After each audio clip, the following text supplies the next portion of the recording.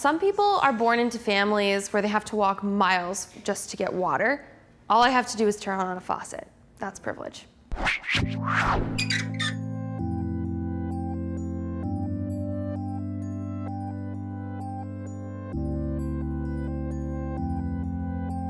have ever tried to change your speech, if you were embarrassed about your clothes or house, if you would never think twice about calling the police when trouble occurs.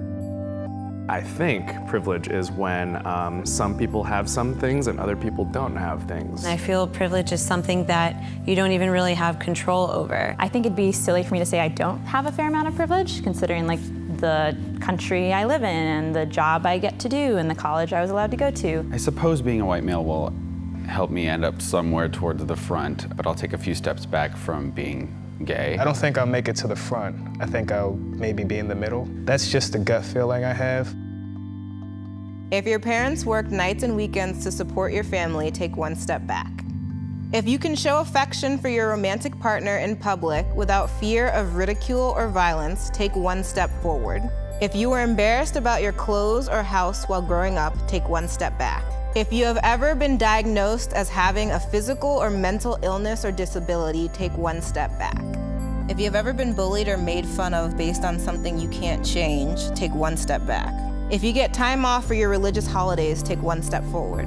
If you came from a supportive family environment, if you can see a doctor whenever you feel the need, if you are able to move through the world without fear of sexual assault, if you took out loans for your education, if there were more than 50 books in your house growing up. So these are your final positions.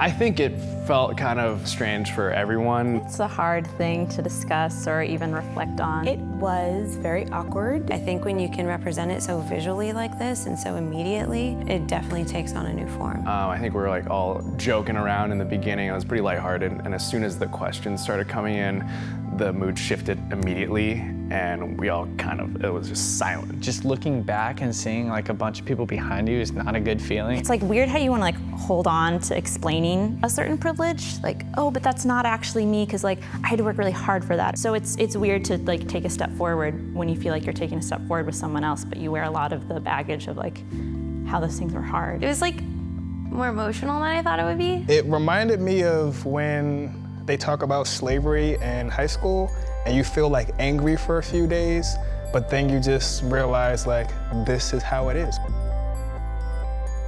For me, it was kind of frustrating almost to look back and see how much further some people were behind me, and realizing that, you know, a lot of that stuff, no amount of hard work or even legislation can make up that gap. It's interesting being an Asian American because you're not really sure where you fall on the spectrum of privilege. I know that for me, one of the reasons I ended up so far back was that there are questions around safety as an African American, as a woman, as a gay woman.